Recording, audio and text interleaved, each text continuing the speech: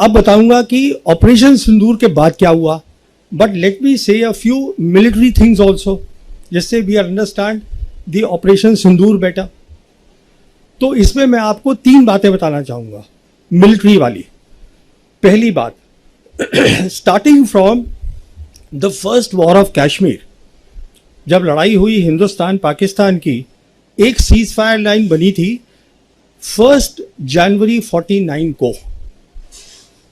उसके बाद हमने जंग लड़ी पाकिस्तान के साथ, 65 की लड़ी, 71 की लड़ी। See don't worry about Bangladesh, Bangladesh was a gone case for East Pakistan, for Pakistan, because East Pakistan जो था in any case was 1200 kilometers across India. There is no way they could have brought their operational logistics there for war. वो नहीं हो सकता था, वो तो जाना ही था। बट इंपॉर्टेंट बात यह है, किसी भी जंग में हम वो मिलिट्री लाइन को ऑब्लिटरेट कर ही नहीं पाए। जो सीज फायर लाइन थी आज वो कायम है with a new name, line of control. तो हमें क्या करना चाहिए था? हमें ये करना चाहिए था कि 1990 में जब प्रॉब्लम शुरू हुई कश्मीर की, जब पाकिस्तान ने प्रॉक्सी वॉर अपनी शुरू करी, हमको अपनी कन्वेंशनल कैपेबिलिटी बनानी चाहिए थी। अगर हम अपनी कन्वेंशनल वॉर कैपेबिलिटी बढ़ाते, that would have deterred Pakistan. हमने वो नहीं किया 35 साल। तो एक जो मिलिट्री इशू था प्रॉक्सी वॉर का, proxy war is a military issue, जिसको आपको मिलिट्री मीन से खत्म करना था by building a capability that would deter Pakistan और tell Pakistan that look there will be a problem if you continue with what you are doing. We never did that. Now with the coming of the Modi government, obviously it has been elevated to a higher level. तो ये हमने कर दिया एक। तो अब मैं थोड़ा सा पॉज करके वापस जाता हूँ, आपको एक बहुत इंपॉर्टेंट बात बतानी भूल गया हूँ, वो बहुत ज़रूरी है। वो बात ये है कि 5 अगस्त 2019 को हमने 370 हटाया, बिना सोचे समझे कि इसका सिक्योरिटी इंप्लीकेशन क्या है, वो मैं आपको बताना चाहता हूं।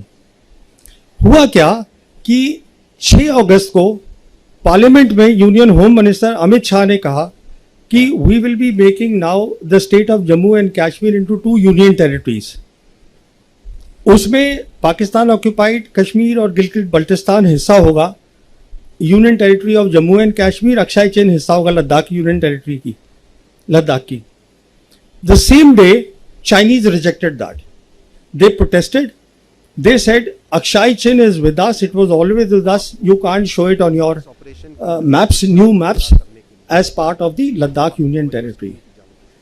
11 अगस्त को 2019 Jaishankar as the external affairs minister, he traveled to China to meet up with his counterpart Wang Yi to explain to him that look, we have made the maps, but it does not change our position on the ground as far as line of actual control is concerned. China rejected that suggestion. Meanwhile, 370 जब हटा तो पाकिस्तान में भी खलबली मची। The then Prime Minister Imran Khan and the Army Chief Bajwa, General Bajwa, they both went to China to confabulate with the leadership there. Xi Jinping gave personal time to General Bajwa और उन्होंने general Bajwa को ये कहा कि आप development पे focus करिए। मुझे ये बात ऐसे पता है कि अप्रैल 2022 में पाकिस्तान की जो सरकार थी उस समय इमरान खान की, they release the first national security policy and I was one Indian they had invited there. तो वहाँ प्राइम मिनिस्टर भी बोले, वहाँ आर्मी चीफ भी बोले, उसके बाद आर्मी चीफ और मेरी बातचीत हुई। तो मैंने उनसे पूछा, मैंने कहा जी आपकी नेशनल सिक्योरिटी पॉलिसी है, it all talks about connectivity and development, what about the Kashmir issue? So he told me that I had a long meeting with Xi Jinping and Xi Jinping told me personally that you focus on development. What Bajwa did not tell me is that Xi Jinping also told him, जहां तक security का ताल्लुक है पाकिस्तान की, we take responsibility for that. तो हुआ क्या, अगर हम लोगों ने ध्यान से देखा होता तो 2 चीजें होनी शुरू हो गई 2019 से। On the political side, the entire Chinese leadership, Xi Jinping downwards, they kept saying that we will support Pakistan security and sovereignty. खुलेआम बोलते थे वो, हमने उसको नजरअंदाज किया। दूसरी तरफ the Pakistan air force and the प्लाफ PLA air force, they started doing advanced exercises 2019 से शुरू कर दी। काराकोरम में करते थे, वो जो हमारा कॉम्बैट एरिया वहाँ उन्होंने शुरू करा, हमने उसको ध्यान ही नहीं दिया। नॉट ओनली दैट, उस समय से क्या देखा हमने 2021 के अंदर उन्होंने पाकिस्तानी ऑफिसर्स को अपनी वेस्टर्न थिएटर कमांड में एम्बेड कर लिया। Western theatre command is responsible for Arunachal Pradesh. कहने का मतलब ये है जो उनके इंपॉर्टेंट जितने भी मिलिट्री ऑर्गेनाइजेशन थे वो उसका हिस्सा बना लिया उनको, so that they better understand how to tackle India. हमने इस सब चीज़ को देखा ही नहीं बिल्कुल। तो सिचुएशन ये है कि हमें एक बात समझ में नहीं आई हमारी मिलिट्री लीडरशिप को कि it is no longer after 5th August 2019 about India Pakistan, it is no longer about a 2-front war.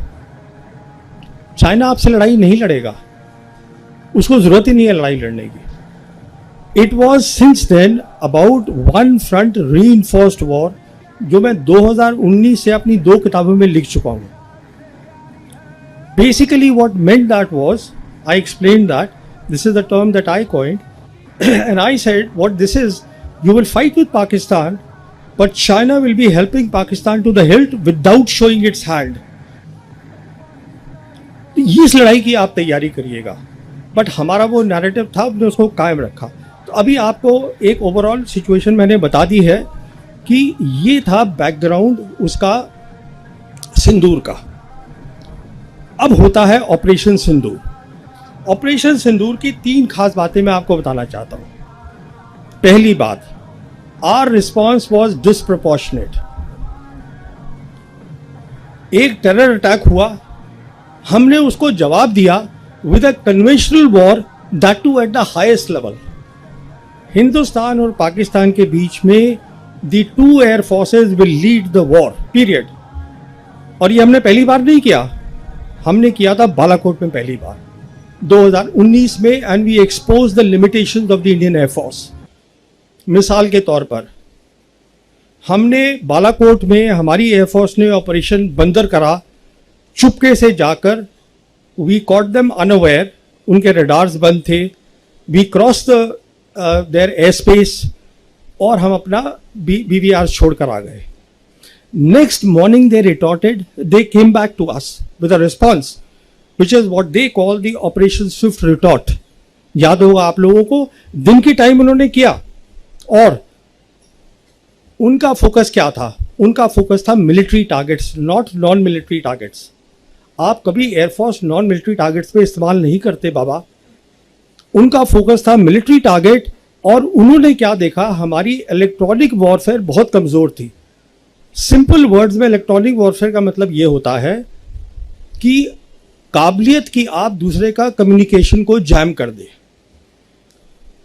तो हमारे जो ऑफिसर थे उनका कम्युनिकेशन जैम हो गया, he was taken prisoner of war. हम कुछ लेसन नहीं सीखे, बट वो सीख गए कि इलेक्ट्रॉनिक वॉरफेयर पे फोकस करो। This is the key to the modern warfare.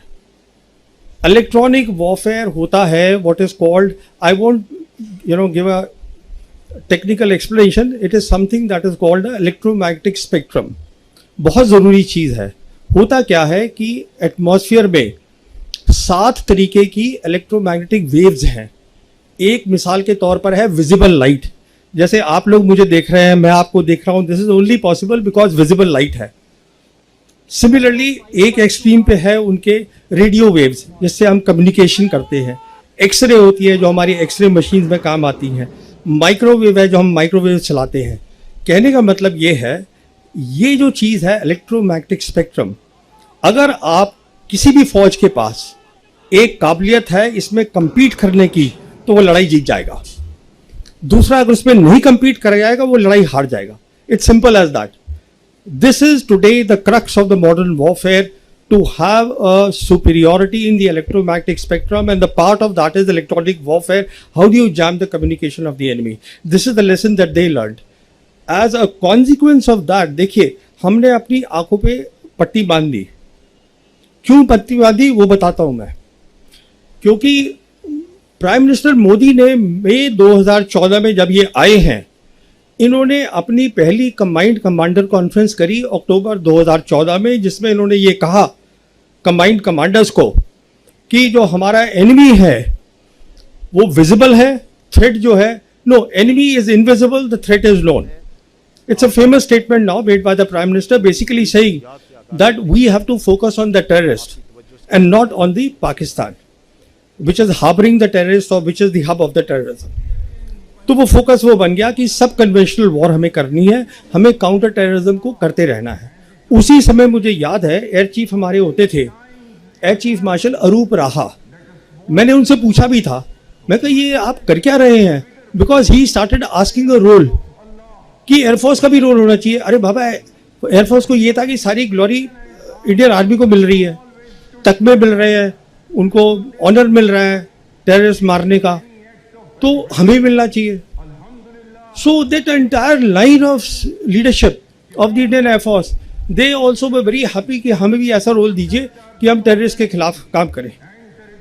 तो हमने 2019 में कोई लेसन नहीं सीखा. अब देखिए सिंदूर में क्या हुआ, हमने फिर वही किया. हमने सिंदूर में इस बार जो पाकिस्तान की जो सरहद है उसको हमने ब्रीच नहीं किया, एयर स्पेस को स्टैंड ऑफ वेपन से, but we hit the terrorist target, वो हमने किया. पर इस बार वो तैयार बैठे थे. I won't go in the technical details, all to tell you is that it is not really about the J-10 and the PL-15 missile. It is about the ecosystem that was backing that. And when I say ecosystem, what am I talking about? I am talking about the advanced exercises that the Pakistan Air Force had been doing since 2019 with the PLAF.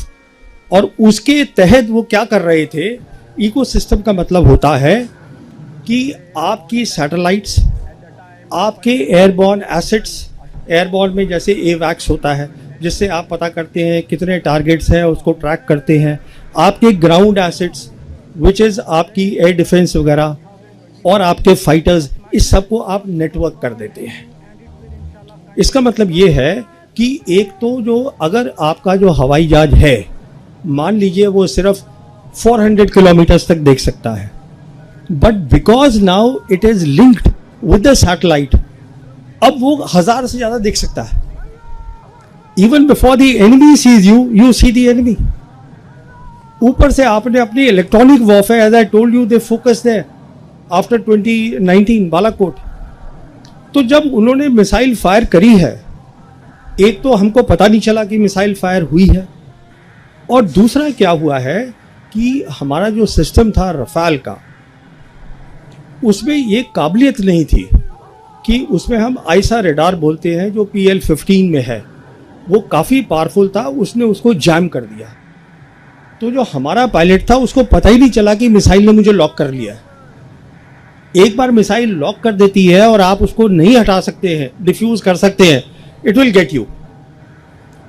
तो what I am saying is that it is one part, buying the fighters, buying the PL, the missiles. The key thing is आपको इसमें बहुत training करनी पड़ती है. अभी जैसे हमारे यहाँ फोकस होता है कि आप फाइटर खरीद लीजिए साहब, रफाल ले लीजिए, अरे उससे कुछ नहीं होगा. इसलिए नहीं होगा क्योंकि अब वो वक्त चला गया जब डॉग फाइट्स हुआ करती थी कि एक हवाई जहाज दूसरे से भिड़ गया. Now we are living in the age of beyond visual range missiles. 300, 350 kilometre, 200 kilometre से फायर कर रहे हैं. वो आप तभी फायर करेंगे ना अगर आपके पास एक इकोसिस्टम है, जिसको पाकिस्तान एयरफोर्स ने समझाया इंटरनेशनल मीडिया को, that is called the multi domain operations with a special focus on electronic warfare, and this takes years and years. So by doing a disproportionate response, let me tell you a key reason जो मैं आगे आऊँगा अभी, why Pakistan's profile has gone up in the world capital. A key reason of that is, there are two key reasons. One is that they saw that the Pakistan military has emerged out of this 4 days of Operation Sindoor as a peer military competitor of the Indian military.